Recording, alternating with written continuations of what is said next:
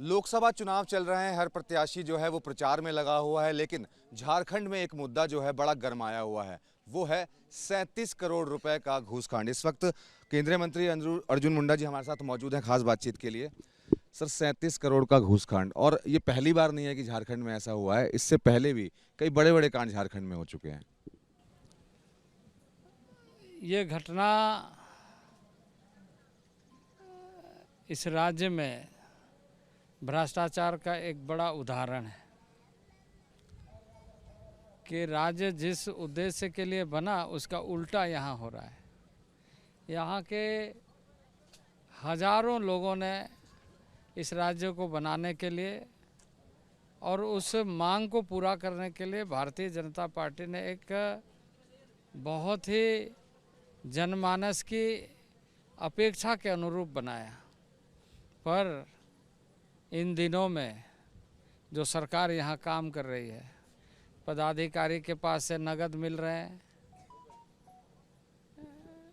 मंत्री के पीए के यहाँ से नगद मिल रहे हैं, और अभी जो नगद मिला है लगभग 33 करोड़ पीए के आवास से, और एक उनसे जुड़े हुए व्यक्ति के यहाँ से 5 करोड़ से अधिक राशि। पीए के नौकर के यहाँ से सारी रकम बरामद हुई। देखिए, पीए के नौकर वो नहीं है, वो कहा जा रहा है नौकर है, वो एक्चुअली मंत्री के रिश्तेदार हैं।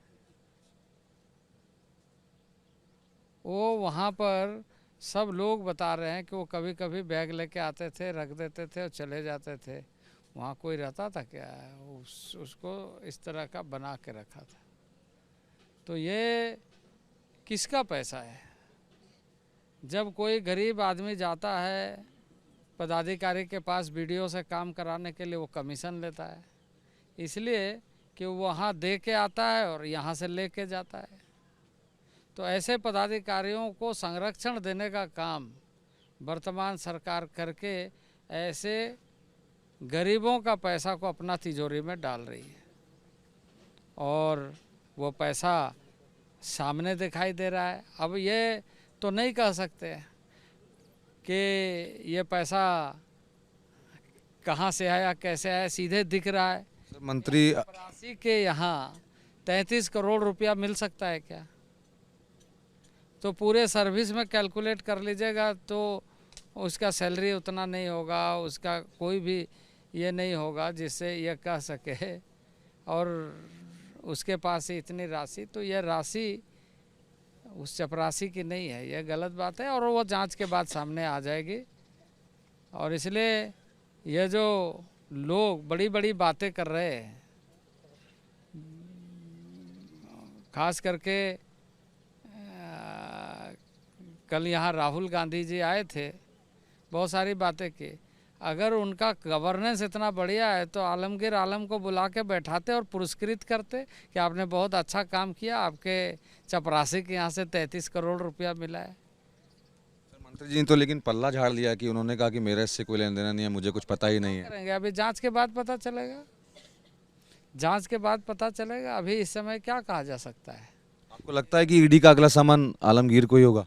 नहीं, अभी मैं ये नहीं कहूँगा, नहीं तो लोग कहेंगे कि अब ये सारी पॉलिटिकल मोटिवेट स्टेटमेंट है। ये पॉलिटिकल स्टेटमेंट नहीं, ये नेचुरल वे में जो जांच के बाद आएगा तो अपना संस्था काम करेगी।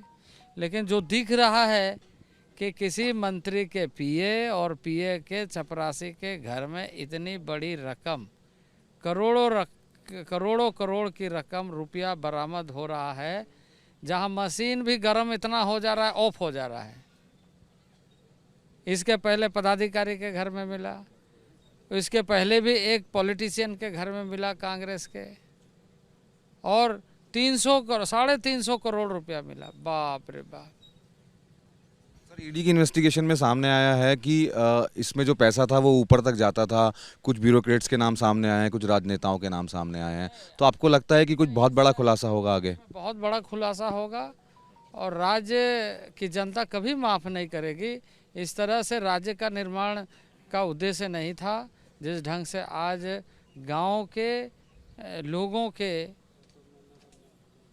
अधिकारों को उसका हकमारी कर रहे हैं और अपना तिजोरी भर रहे हैं, ये इसके अलावा भी अभी मैं जगह जगह जा रहा हूँ तो बहुत सारे जगहों में नल का जल का जो काम हुआ है, भारत सरकार पैसा दे रही है कि यह गांव में पानी मिले।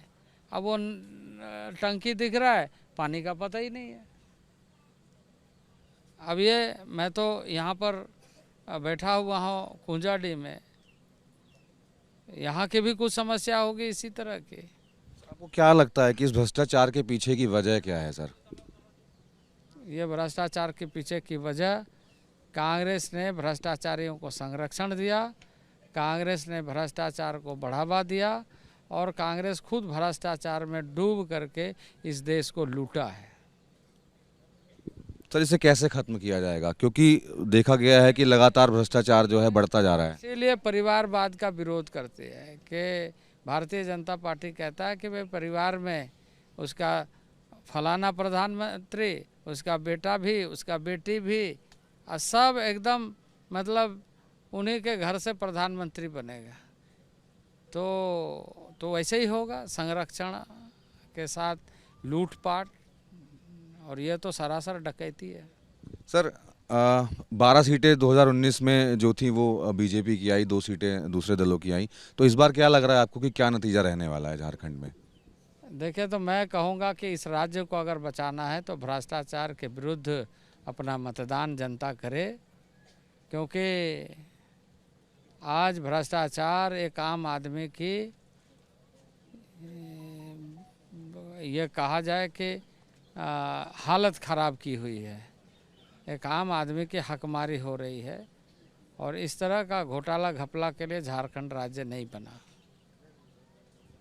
सर एक सवाल मेरा ये भी कि ओवैसी की जो पार्टी है वो भी 2 सीटों पर चुनाव लड़ रही है, तो क्या बीजेपी को इससे कोई फर्क पड़ेगा? जैसा कि निशिकांत दुबे जी ने कहा कि उनका जो सामना है वो ओवैसी की पार्टी से है।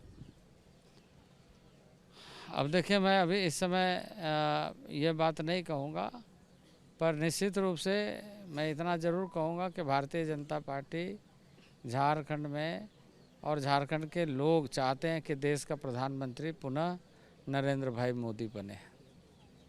सर लोकसभा चुनाव हैं, विधानसभा चुनाव भी आने वाले हैं, तो लोकसभा में तो बीजेपी यहाँ पर बढ़त हासिल करती है, लेकिन विधानसभा चुनाव में ऐसा क्या होता है कि बीजेपी की सरकार नहीं बन पा रही है? नहीं, देखिए, इसके बाद जब चुनाव होगा तब आप ये कह सकते हैं। बीजेपी को भी लोगों ने चुना है, ऐसा नहीं कि नहीं चुना है, लेकिन इस समय जो घटनाएं घट रही है, जिस तरीके से करप्ट लोगों को संरक्षण दिया जा रहा है, लाखों करोड़ों रुपए बरामद हो रहे हैं, अब जनता समझ चुकी है कि ऐसे लोग इस राज्य का भला नहीं कर सकते। यानी कि जनता वोट से जवाब देगी? बिल्कुल, वोट से ही जवाब देना चाहिए, बाकी तो संस्थाओं का काम है, वो कर रही है। तो ये थे केंद्रीय मंत्री अर्जुन मुंडा जी, जिन्होंने साफ तौर पर ये कहा है कि झारखंड में जो है वो भ्रष्टाचार लगातार अपने पैर फंसा रहा है। हालांकि पूरे मामले की जो इन्वेस्टिगेशन है वो ईडी कर रही है और अभी ये देखना होगा कि इस मामले के अंदर आगे और किन किन लोगों के नाम सामने आते हैं। Manoj Verma, ABP news, Jharkhand.